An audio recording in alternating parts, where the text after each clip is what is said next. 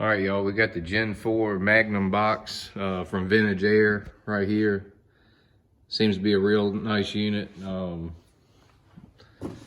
It's pretty much like a modern air conditioning with the electronic actuators and everything, what you see right here on top. We got the ECU on this particular model. I think Gen 4 and Gen 5 will have the ECU. Gen 5 is their latest one. Comes with the harness. Not a whole lot of hookups here. Not too bad. You got like power, ground, illumination. One goes out to your compressor clutch. Compressor clutch relay, I believe. I'm still kind of new to Vintage Air system. Circuit breaker.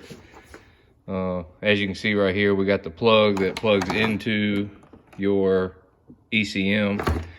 What your ECM is basically controlling what I believe is like, it's either like a resistor or linear power module in here, and your 3 actuators, as well as your blower speed and all that for the power module there.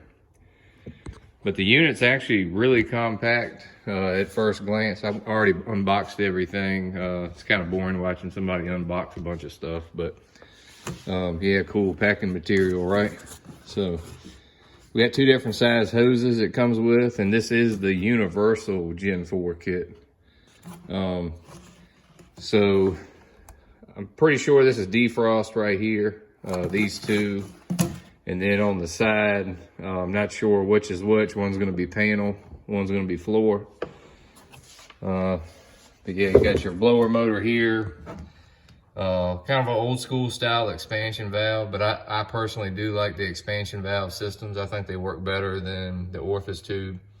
A little bit more expensive to go with, but I think in the long run they work better. So you can see the lines to our condenser here, and I'll kind of flip it around to show you. And here is our heater core hookups. So really nice unit. And then obviously, like I showed you, this is the plug for all of our inputs from the vehicle. And then you have this other plug right here, and that is actually from their controller, which I'll get to here in a minute. Also, we have a electric heater control valve or water valve, whatever you want to call it. It plugs in. Looks like we got a little harness there where it plugs in, and it also has its own little ground and a couple little inputs from the car we need. Drain tube, that's always real important. Never forget one of them. Otherwise you'll flood out your floorboard with condensation, especially in humid climates. And then we have these 2, which I'm pretty certain these are for defrost ducts, because they got the smaller tube like what goes here versus the larger tube, which is on the, I believe, the floor and the panel. So those will probably be mounted up to the bottom of the dash pad. And then we have both of our front and rear brackets, as well as some hardware kits. These look like, these are right here are the extensions for the heater the heater core, as well as some spacers and standoff brackets for these, which will mount to the front of our HVAC box. So pretty good for as far as getting everything in the car. This ran me about $850 through Summit Racing, so not too bad for the whole unit. So this is just what's in the car, and then obviously we need a controller, which if anybody follows me on Instagram, they've already seen I've been building a console. It's basically done. It was a learning experience, but we'll go in the car. I'll show you which controller I'm using, and everything's just a loose fit right now. But here's the console, and I guess here is our Vintage Air controller right there. So anyway, so that has a harness directly off the back of it that just plugs right into the box. But yeah, pretty happy with how the console turned out, but made all the shift boots, made everything myself. It's like a 2012 Tahoe cup holder. Even used the factory little torque screws right here, stitched it myself. That's why it's wavy, but Oh well, that's how we all do things, we learn. But anyway, so the next step in this, it's probably gonna be about a 5, I don't know, maybe 6-part series, but next step's gonna be pulling the dash out, as well as hooking up our firewall connections, which, as y'all have noticed, I don't have anything up here. So the ultimate goal is to see as little lines as possible. I don't really want to see much lines. I don't want to see a whole lot of what's going on. The condenser and dryer, hiding that up here. I want to run the low mount compressor, which is going to be a tight fit with my remote mounted coils, which are down there on the Wonder Bar for you 3rd gen guys. I think you can kind of peek at them way down in there. But anyway, yeah, so the objective is to make it look clean as possible and make it look like it doesn't have air conditioning on it, because anybody with a 3rd gen or really any kind of 80s or early 90s GM products know they have the most hideous air conditioning box you've ever seen, just because the evaporator comes all the way out pretty much to the strut tower, and it's just a hideous thing to look at when you're trying to build a nice car. But I am going to put some part numbers out here, but this is just a Gen 4 Magnum box. I don't have a part number right here, but the part number for that 3-knob controller for the Gen 4, there it is right there, the 491223-RUA. So next step, pretty much getting this dash out and figuring out how we're going to mount it.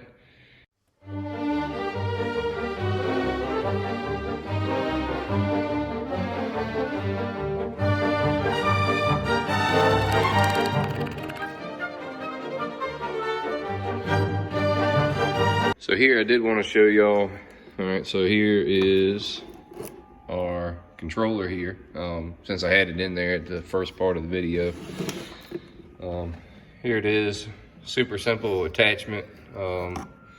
Just got a couple screws right here. The 4 inside screws actually hold it, the circuit board, to the faceplate. It's like a billet aluminum. It definitely feels really nice.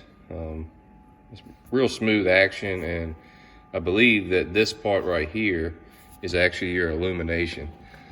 And then these screws right here, they actually set the tension to pull it tight to whatever thickness material you're mounting it to. So the plug, there's that, and you can see it just plugs right in there to your ECM, and then your input output from the rest of the car goes right there.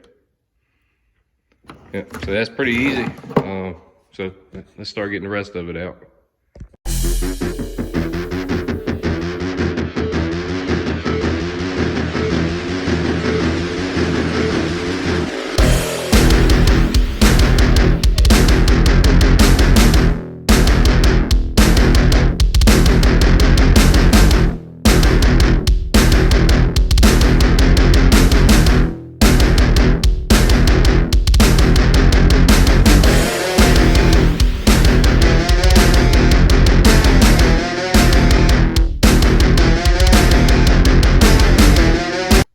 So now I got the dash out. You can see the factory HVAC box sitting up there.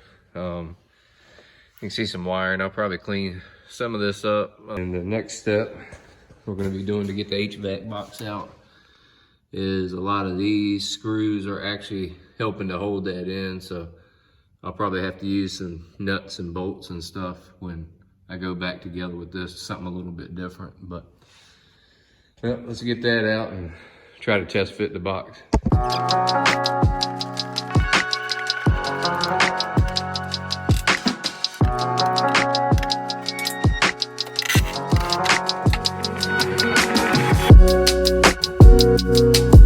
right, so now that we got the factory HVAC box out and everything, we got to put the, I guess this would be the, the rear bracket, depending on how you look at it, front or rear, but this would be the side facing the passenger compartment. So it looks like we just remove, we got 2 screws here. We'll install that one.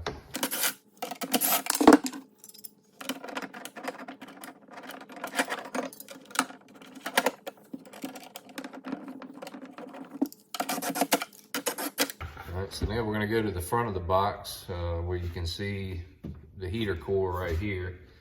And we got 2 bolt holes here and 2 here with screws bolts pre-installed. And then we have our front bracket with the slot right here, which faces this way. And we got our 2 holes in this side, which will allow the connections to go on the other side. So let's get this one installed. Looks like it's gonna be a little easier to lay it down.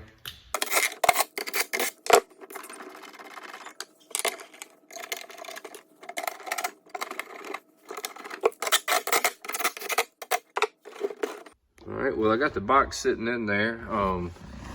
You can see right here, I just have a wire kind of holding it up, but up in here might be a little harder to see, but you can see that aluminum plate, which is up against the firewall to the front bracket. It might be a little difficult to get some screws and nuts and bolts in, but what I'm gonna try to do is mark that, and then so that way I hold my position. It looks like the rear, the entrance to the evaporator at the expansion valve. I should be able to route that line.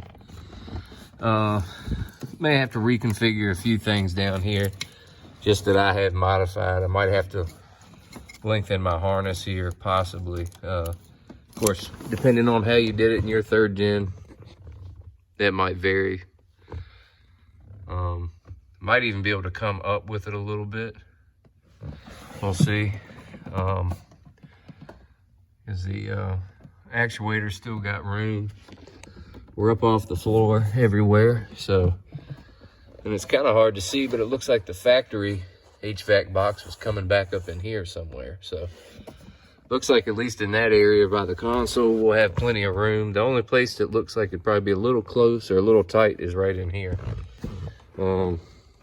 Which these cars always were anyway.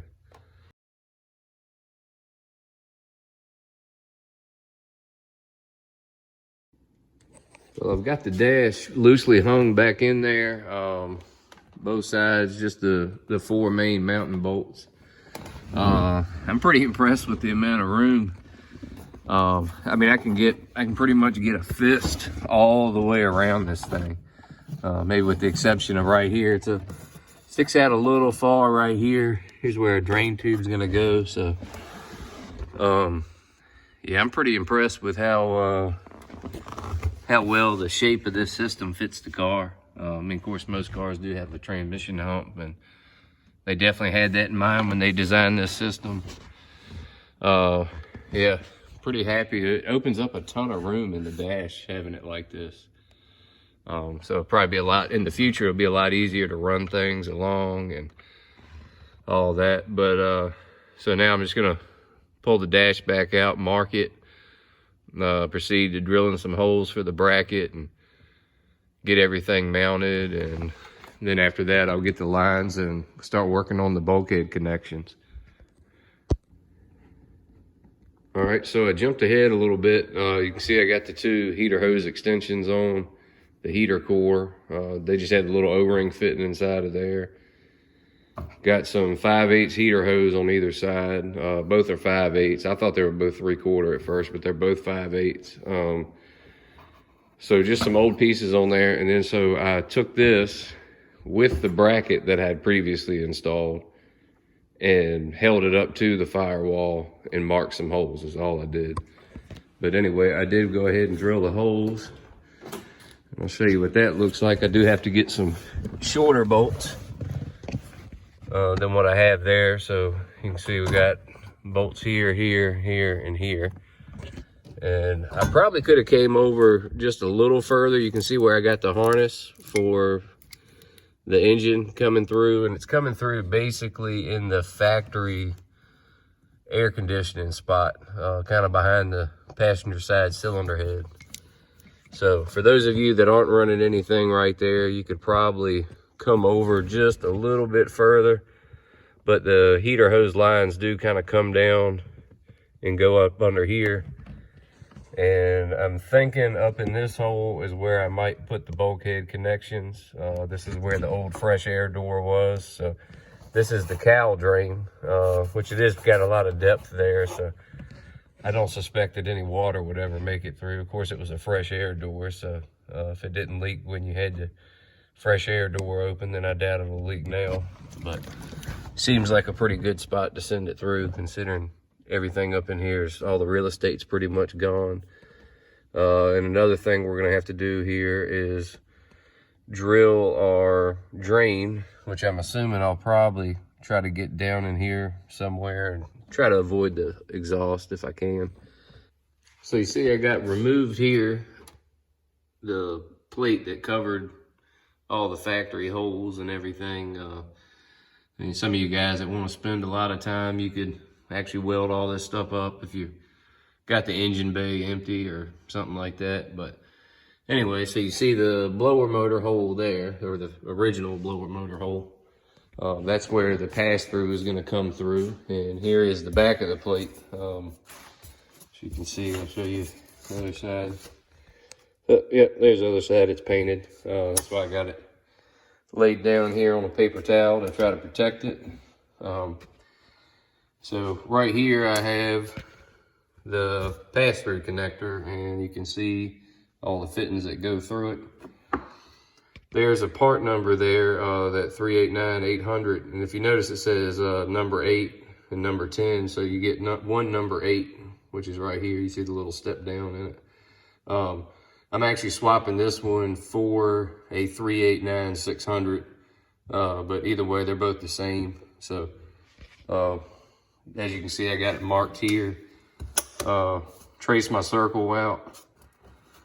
Took the level across it just to make sure it was level to the car, so that way we can drill it, and each one's marked. And looks like 7/8 holes. So I got an old hole saw bit here, got something on it, not sure what the hell it is, but looks like it drilled through something nasty. So I'll probably clean that up and get the 4 holes drilled and get that mounted.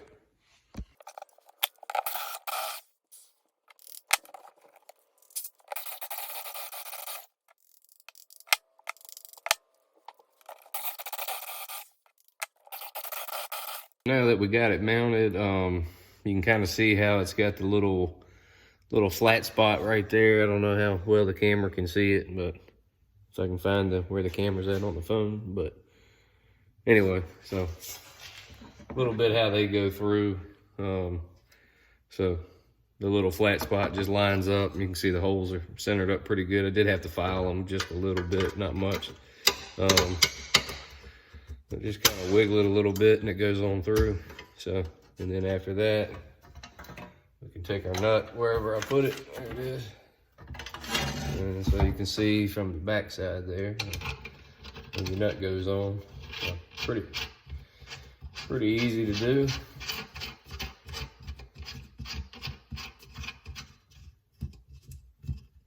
Obviously, we'll tighten these up with a wrench when we do the final install.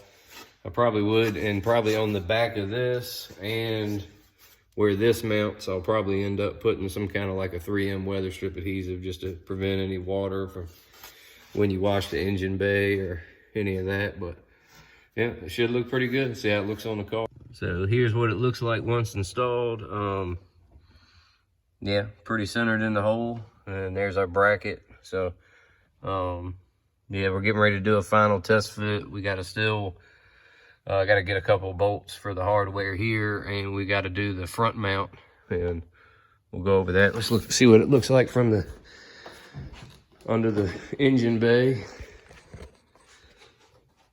right here. So yeah, looks pretty clean. I'll probably send the AC lines through the fender, up in through there, and then just take the heater hoses and run them down the frame where I have the battery pass through, and go down to there. So we'll see how it goes. I might try a few different configurations, and whichever one I go with, I'll film and we'll talk about the options. So here's a condenser I went with. I got these bolt-on brackets here that do come with this vintage air universal style condenser. This particular one The core measures 24 by 14, and I believe it's probably just shy of an inch thick, probably like 0.8, 0.9 something. Anyway, and you'll see I got this weather strip on here. I actually just put this on here. I was determining how to mount it and everything. It's actually just a slightly smaller than what you would see in a factory unit from a 3rd gen. And one important thing I learned is that the tube and fin design of a R134 system is slightly different from a R12 system. So if you do opt for like a stock condenser that'll just drop right in, that's always a good option. I do have an aftermarket radiator, so I was a little concerned if that would even fit. So I really didn't have much of a problem installing this. And so anyway, you see this weather strip on here. You may be wondering about it. And let me see if I got the bag over here.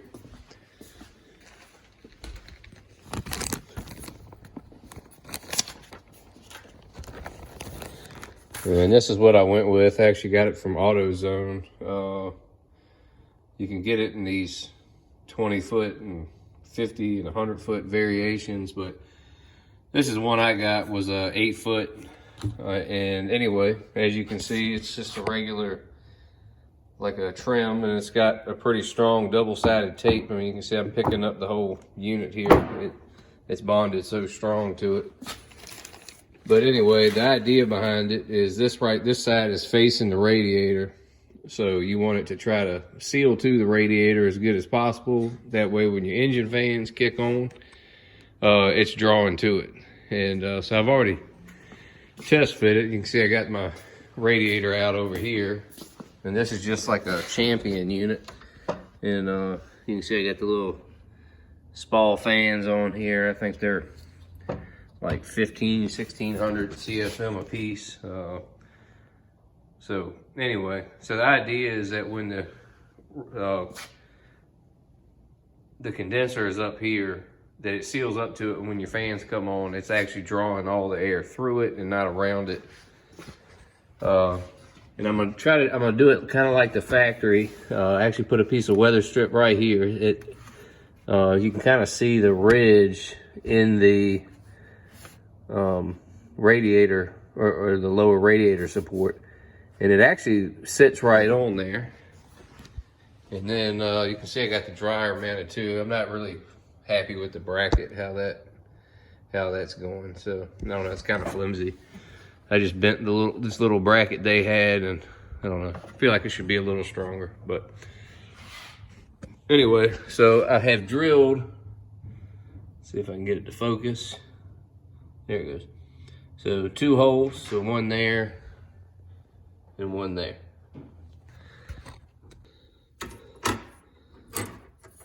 And so as far as the mounting goes, I'm using, these are 2 1/4-inch bolts, 7/16 head and nut, and about a 1-inch spacer. And so anyway, that 1-inch spacer basically fits right here, and it just matches, once it's all bolted in, it just matches the contour, or the angle, I mean, of the radiator. And so now the radiator's set in there. You can see the spacer right here. It's about 1 inch. There's our 1/4-inch bolt. It fits real nice. You can actually see the weather strip protrude out down here. And I mean, it's all rubber mounted. So everything is pretty nice. It's nice and solid, but I mean, you got a little bit of give to it, not much. And I did make a lower line for it and crimped it on. So this is our outlet side. So this is a number 6 line, 90 degree to our hose. It just comes up and just tucks up under here, and then comes right down here to our dryer, which, like I said, we're gonna try a different mount. But anyway, we're gonna test fit the radiator and make sure that it kind of scrunches up against here and it seals nice and tight without it being too tight. But yeah, so that way we get good airflow across it and it remains nice and efficient.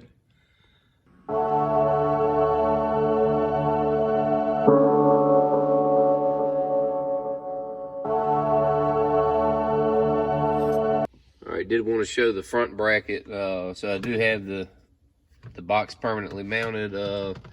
Been doing a lot of stuff here off camera, just making sure that I get my wiring straight. As you can see, I got a handful of wires right there that going over in the passenger floorboard. I'm sorry, the driver floorboard. They're going to the gauge cluster and such. So I got this little harness that comes up and over. Anyway, it goes down to the little power distribution. I have laid out the harness for the vintage air. And most of it's just, battery power and ground. Most of that's really self-explanatory. But anyway, with the front mount, it's got 2 bolts. I just opted for one. It's plenty strong. You can't move it or nothing. And this is like I had to order it. It was like a 3.5-inch long self-tapper. It came with these 2 nylon bushings. I think I even got an aluminum one there. Just to screw it into the cowl there. And this cowl actually doesn't seem to be through to anything. I looked down into here and I can't see it anywhere. So I think it's actually kind of like a blind area that you can't get to. So that's kind of good to know, because I was trying to find out if I was going to have to put some sealing on it or something, and it seems like it doesn't even go in there, because I looked all down in there and I can't see it. So still got a few things to do over here.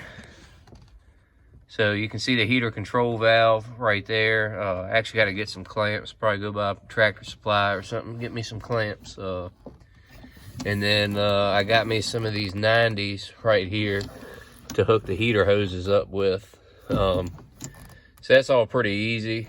I don't think anybody's missing much if I hook a couple hoses up right here and you don't see that. But one thing I did do off camera that I wish I had shown you, but I'm gonna try to find something.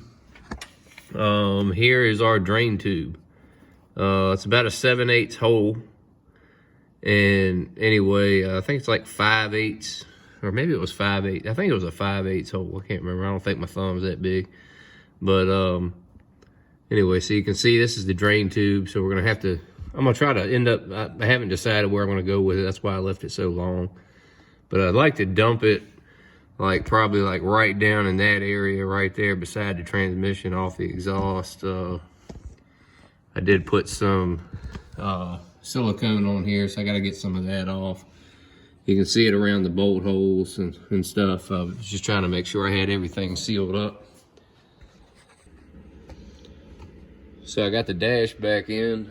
Here's the piece that Seth Starbuck made for me, the 3D printed vent adapters. Here's let's see, that's my GPS antenna. But anyway, so here's one on the driver's side. We got one right there on the passenger side, and obviously this one I double-sided taped it down to the bottom underneath here, and then I put a little piece on top too. But it doesn't move or anything, so it's nice and solid. As far as getting these tubes through there, it's not a lot of fun. I will recommend, if you put these tubes on, to get all 4 of them onto the side of your HVAC box first. It might make them a little bit easier, and then you could just pull them up and route them through. It was a little difficult getting them attached. My defrost ducts, they are just zip tied in place right now. I'm not 100% sure how I want to do it, or if I want to make a bracket or what, but they're actually pretty solid just with a couple zip ties on them. They don't move around. This little brace piece is actually not centered in the dash. You can kind of see. I don't know how far back I can get, but anyway, so I got it. This one zip tied there, and then that one zip tied there, so I didn't drill any holes or nothing. And then both zip tied to the center. And this one might move a little bit, but I'm gonna see how I like it. Try it out, make sure there's no issues before I finalize that. And I will say, see them move around. If you put them on there, it definitely makes it easier to do it without the steering column in there. because you can get right up in here. Let me get my light set up here so that way we can see it. But yeah, see, it's even difficult to get my camera in there, but just behind this little, whatever this module is on the 92, I can't even remember, but all the vents are hooked up back there. So definitely a tight fit with the vents. But aside from that, everything else went pretty smooth. So pretty soon here, I'm gonna be keying it on. I did start putting the console in, starting to get stuff tied up. So it's been a little while since I've been working on it, but did want to show you all the lines. Did get both of those crimped there. Everything's just still kind of loose, but you can see where they run up through the fender where I had some previous stuff. There is some like little screwed in, like little rubberized P-clamps that go up through there. But anyway, that's our number 6 and number 10 line. And then I ended up buying these 2 fittings, which I'll post the pictures in. But there's the 2 unions I got, and it's a number 10 on the low side with your refrigerant port for the suction side, and then the number 6 line with your high pressure port in there. And I'll get have the part numbers for both of them. Basically all wrapped up, but there is one thing I wanted to go over. Something apparently I deleted a video or didn't film it or something. I could have swore I did. One is, I'm gonna turn my flashlight on here. So we have our inlet to our front condenser there. And you can see we got this, the metal pipe, and you can see a little P-clamp I got there. Trying to show it without blinding me or the camera. But anyway, that's a number 8 pipe, just a universal straight pipe, bent it by hand. Really didn't have a great way to bend it, so it is pretty close, but it does miss. Trying to put a hose through there was kind of difficult. So I guess a little food for thought here. You probably could go with like maybe even a 26-inch wide condenser if they make it. I don't know. And then that might bring it closer to where you could just put a 90-degree fitting on it and then use a hose. But the hose definitely doesn't like to bend around the corner there. And then another thing on the compressor I use, I don't think I got a video of it, but anyway, we did want to show it. So this is a Sandin 7176. It's really difficult to get a picture or to get the camera down in there. But anyway, I use the ICT bracket, which you can see right there behind the plug wires. And then I also bought the adapter that comes off of the 7176. I'm gonna put all that into, do some pictures and stuff and just kind of paste them into the video here. Kind of dropped the ball and missed that.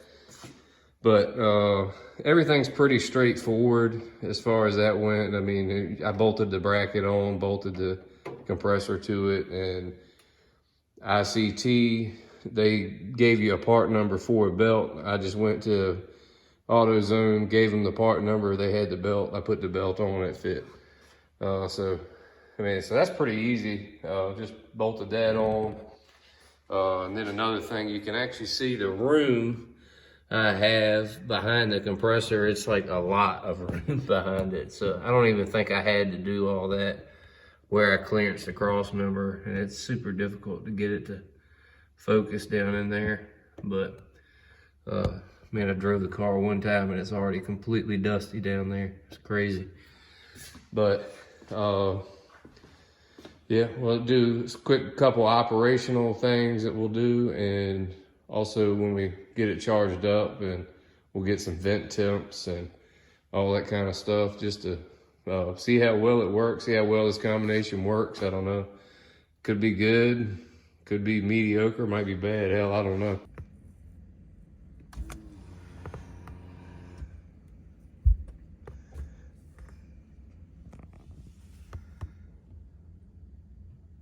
All right, guys, so here it is all installed. So we got fan controls. So right now I got it blowing out on the vent. I've just been running through a lot of tests, make sure everything's working right. So blowing out right here, pretty good. It actually, I think it blows out harder than the factory system, which it probably isn't hard to do. So then we got floor. We can crank it on up. But anyway, you can see right now the AC light's on. I actually don't have the system charged yet. But anyway, you go all the way back. So this would be full heat. And then heat will taper off all the way up until the point you hit all the way back to cold again over here. And then you'll see the little light come on, meaning your compressor will run. So pretty cool how that works. Defrost, everything works. Comes out nice up there. Blows out definitely stronger than the original system on defrost for sure. The vent probably a little bit better, and the floor is, I don't know. Really, the floor just depends on what kind of obstructions you have. And considering I still got all the panels under there, I got some relays right here that are in my way, so I might have to do something there. You can kind of see how that bottom little kick panel here is sticking down in that one spot, so I got to get that straight. That's nothing to do with the install of vintage air, but just some relays and stuff I put in for the keyless start, which I still have a key here, but obviously it doesn't do anything. It just unlocks the steering.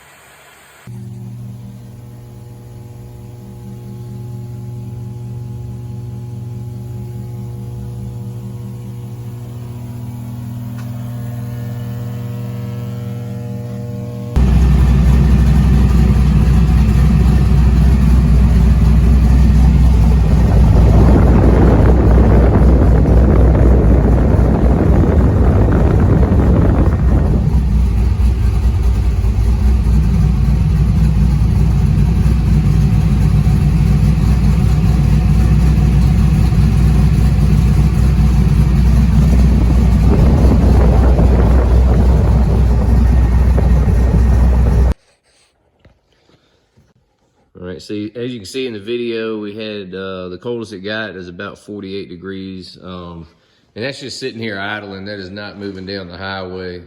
Usually once you start moving down the highway, the airflow gets a little better. And I've done a little bit of testing already, and I've seen it get as low as about 40 degrees. And I think the freeze switch will trip it after that. Unfortunately, the only bad part is it's really not super hot here yet in Virginia, but it's coming. We'll have our days anyway. Today's kind of unusually cold. It's only about 73, 74 degrees. A little humid, but overall doing really well. So yeah, 48 degrees at idle, about 40 degrees running down the road. It's about as good as it gets. Blows out pretty good, a little stronger on the center vent than the side vents as far in terms of the blowing power. Could be something to do with tube length or how I got the hoses routed. The fan does cycle just a little bit. Fan seems to come on right around 250 PSI. Works really well. Still got to do something with my drain tube. I want to like turn it or something. It's kind of hard to see down there. I got bad lighting in here.